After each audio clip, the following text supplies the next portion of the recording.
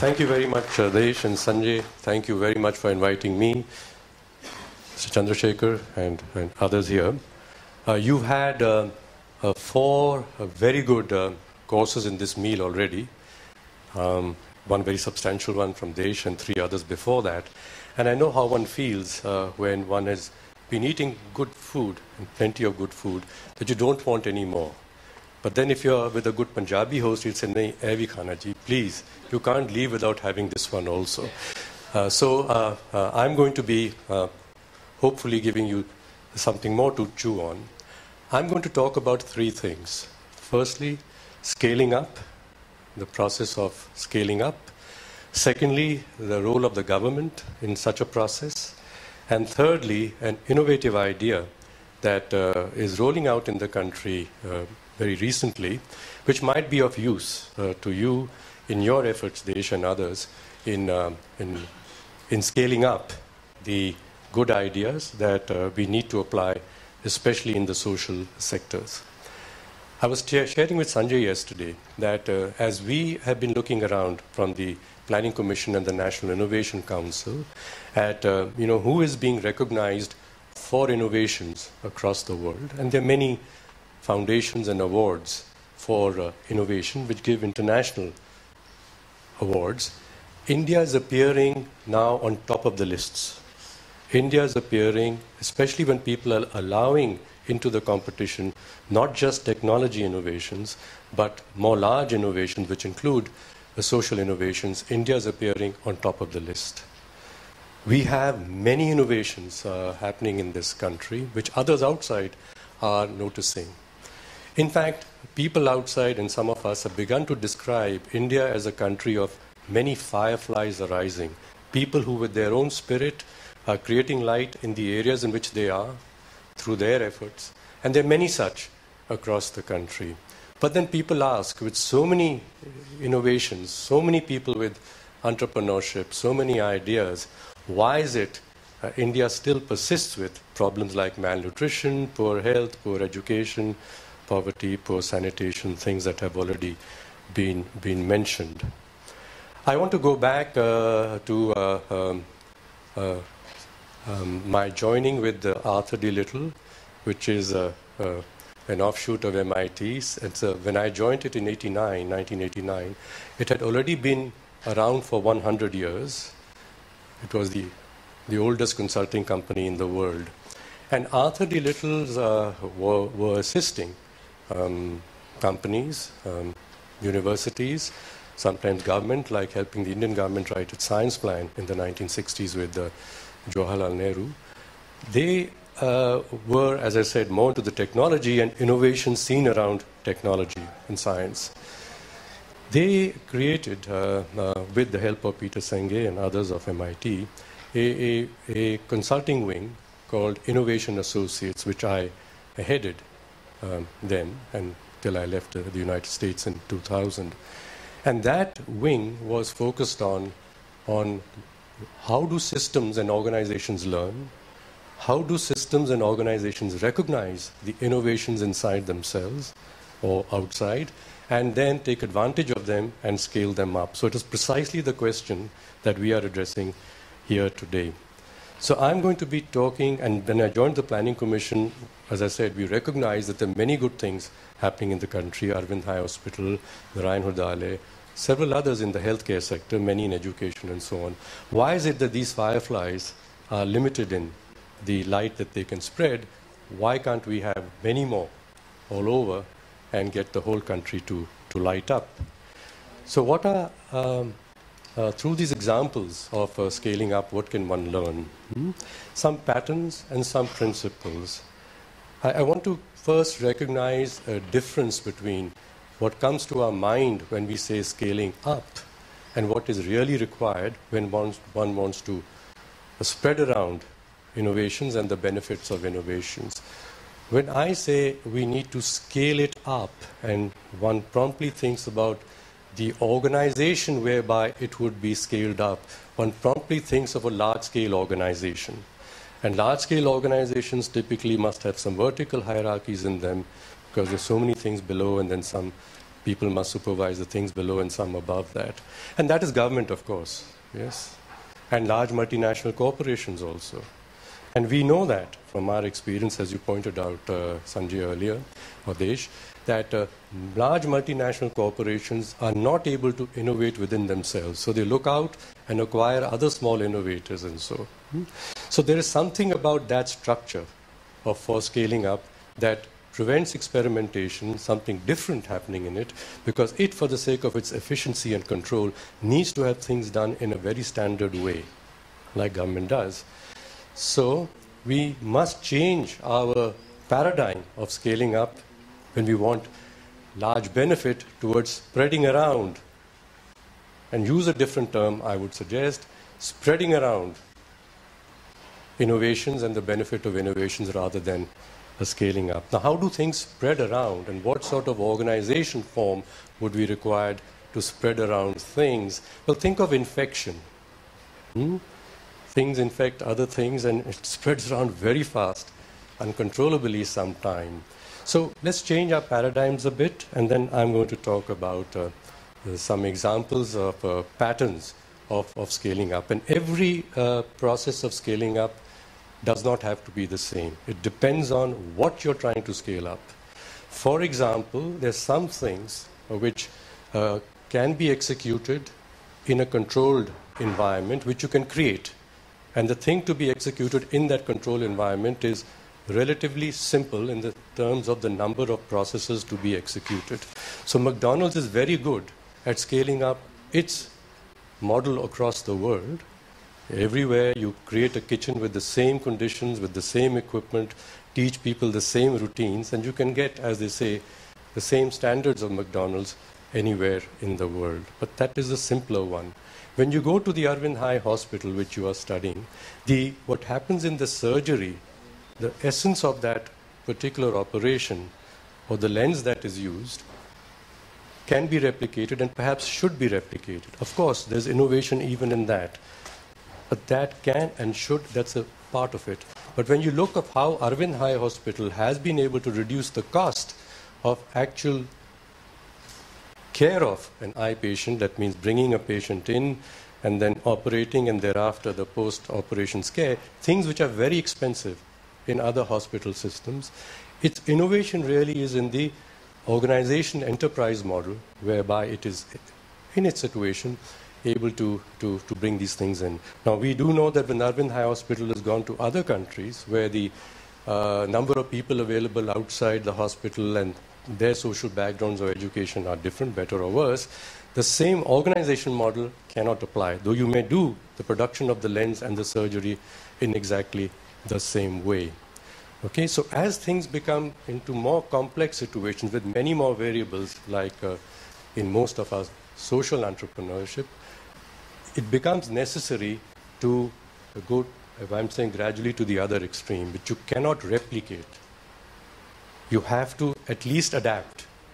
And quite often you have to create in the new situation a solution which is suiting that new situation. You can take some elements of solutions elsewhere, but to have to know which are the elements that you can take and which are the ones that you must not take is actually a science, which means you first study the context in which it has to apply. Look at the principal features of the context. You must know the principal features of your innovation. And if there's a mismatch between them, then the innovation must change because you can't change the context. Generally, you can't. I mean, you can try. So in between these two extremes, there are many, many other different patterns. And this is what, as we in the Planning Commission have begun to study, that if we do want to get the benefit of our great entrepreneurs, social innovators in healthcare, we would have to be masters of the process of scaling up. In fact, they need to be understanding what it is, otherwise they get frustrated and say that, look, it worked so well here, something's wrong with the people or the government on the other side. They're not accepting what we can offer them to do. The model that Desh has offered, I think, is so nice with your 4 stages. I'm going to use that, or I have a model which, as I said, we developed over many years as we were helping the process of innovation and then the scaling up of it.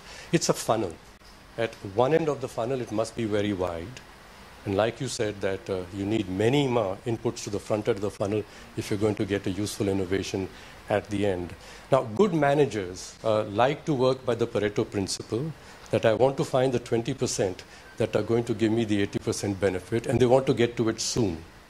Whereas in innovation, actually, you have the reverse of the Pareto principle. You need 80 for the sake of getting the 20. But as I said, managers don't have the patience to allow something to grow. In fact, they get judged by their superiors. Why are you wasting money and you went wrong? This will happen in government all the time. So you control very much what you will allow into the funnel, and thus innovations cannot come into your mind and into the system there. So the front end of the funnel has to be wide. And quite often, like large firms, I said, you know, they let the front end be managed by people outside who have more freedom to fail, and will take things which have come out of the front end into the middle end of the funnel. Now, they may not take the things into the middle end of the funnel. The small people growing will get the help of venture capitalists who know how to manage the middle end of the funnel, having taken those 5 or 10, and you mentor them and you give them more patient capital. So then they begin to prove, and then other investors comes and will, as you and buy out from you and make the venture capitalists millionaires and billionaires in the process. So it's the middle part, which is about providing mentorship and more patient finance, that is missing very much in our country. As we looked at from the National Innovation Council's point of view, this concept of an ecosystem, what is missing in the Indian ecosystem is small money available, small ticket money available through venture capitalists. An evaluation we made that in the United States, you can get, converting dollars to rupees, money for 1/50th the size of an enterprise that you can get in India, whereas our need would be the other way around. So we've got to stretch and make money available to smaller ventures through a change in the financial ecosystem. One such change we are inducing from the National Innovation Council is the India Innovation Fund, which hopefully will be off the ground now in a couple of months. Then you come, of course, to the third side. Once a thing has been fairly proven, then there are the people who have larger money, larger reach, who can take things which have been proven and they can safely take them in, then they will scale them up. So this brings me to the government. Okay. By the way, looking at just the summary of the Dasra report, and I love to read it all, which talks about the need for mentorship. It is talking about the middle end very much. Okay. Now, talking about the role of the government, I've already begun to suggest that government would be very bad at itself nurturing front-end innovations. It is also pretty poor at giving risk money. We are trying, and you require other structures to do it, in which government can have a hand, but it must not control the management of those structures, otherwise they get killed. So I come now to the government a little bit. The government is recognizing that its centrally administered schemes, the CSCs, are for health and education and other things too, have been so rigid in the design of what happens on the ground. I mean, the Anganwadi is designed, the school is designed, and this is what you give money for, to roll this out across the country, the standard. And this is not wrong, by the way. When something has worked as a design of a school, as a teaching practice somewhere, you want to roll out the best practice everywhere. And this is what multinationals learned when we found out from them, or helped them, when they said that how come when we got a good practice in southern USA, why don't people in Massachusetts adopt the same, right? Why do people resist change, resist learning, resist innovation? And we said, well, there are reasons for that, and maybe one should address those. But also, it may be that the idea is not a good idea here, like McDonald's learned with what they were trying to do in India and elsewhere, or Walmart for that matter. So you must allow things to happen differently. So the central schemes are in architecture badly designed if you want to get the effect right across the country. So we now, with great resistance from the central ministry, said we must have 10% flexi funds in every scheme. So then the question comes, what is to be done with the flexi fund? We said we leave it to the state, but they may do anything. So people are trying to specify what could be done with that flexi fund, and you can see how the constraints are already applying. And you say, well, then you're restricting the possibility of real innovation to happen. So we're going through that debate and discussion, but that must happen. The other, I mentioned what the governments can do is, as I said, create other institutions in which they will fund and must have some role in their governance, but shouldn't try to manage them for giving the mentoring, for giving the funds, and other things that innovations need to scale up. Reducing friction, you mentioned that. As you work, you'll find friction between government and the innovator, the corporates and the government, and the corporates and the innovator, the corporates among themselves, and government departments among themselves. And also, like you were suggesting almost, that innovators themselves are in competition with each other. I mean, they want to get attention and funds. So there's a lot of friction in the system.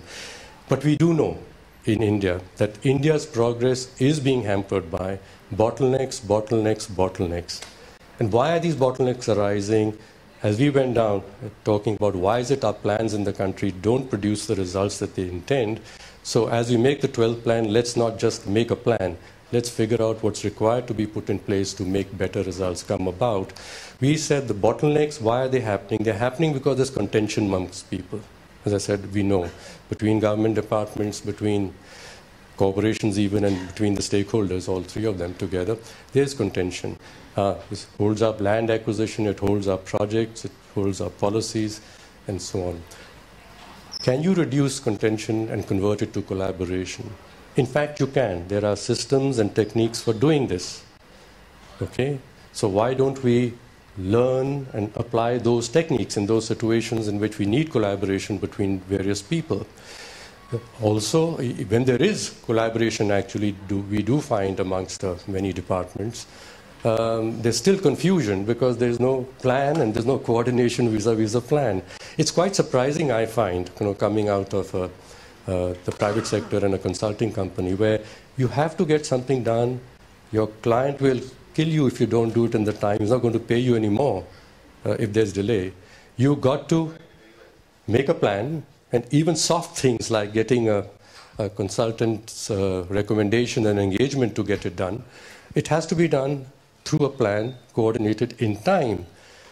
So in government departments, I think you'll accept, you're smiling, it's hardly there. I mean, there's no concept that you must have a plan when you decide to do something. You just say, we'll meet again and see, I hope everybody's going to be progressing, and then say, well, what happened?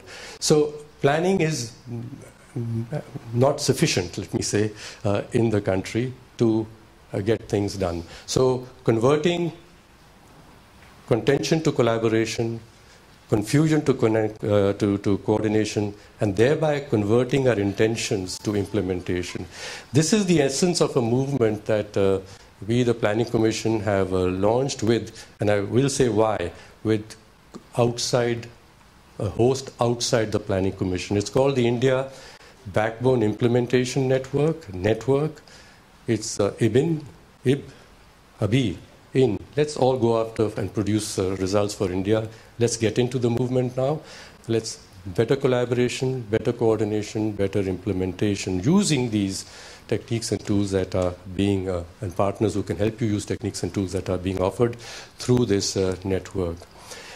This movement also needs to scale up, right? Because this is at the heart of getting so many things done.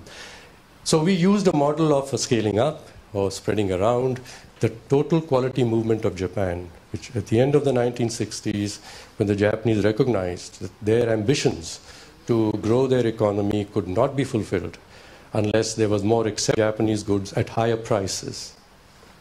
Because they wanted higher wages to be paid to their people in a stronger currency, so they would need to have better quality and the goods accepted at a higher price. How do they do this when the reputation is poor quality, as it used to be of Japan then, which I think the younger people will never remember, but you and I and we will do. So the total quality movement was a movement which made available to people techniques and tools for them in their place, groups working together to improve the quality of the process that they were using, so their lives became easier, there was less waste, there was more reliable results out of their process. This was on factory floors, it was in offices, it was in boardrooms, the total quality tools were applied. Now, these weren't given by government and managed through a central department. If they had been done that way, as the Japanese themselves say, this movement wouldn't have produced results in 10 years. It did, because it was an infection that spread around. And it was many people who got this idea and said, I would firstly, of course, apply it myself, but I would, by my examples and showing others my special cases, in which I would highlight the collaboration and systematic planning aspects that made it happen. We tell stories about the results, and they're glorious stories. But in the story, you've got to distill some things, which depends on your point of view.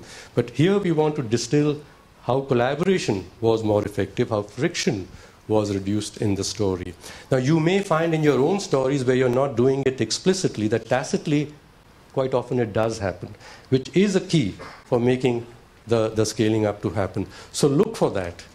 And if you want to improve it, I invite you all, and you are a member of our innovation backbone, India Backbone Implementation Network, and you have offered to help us to write up, again, the essence from these examples, and I'm pushing him.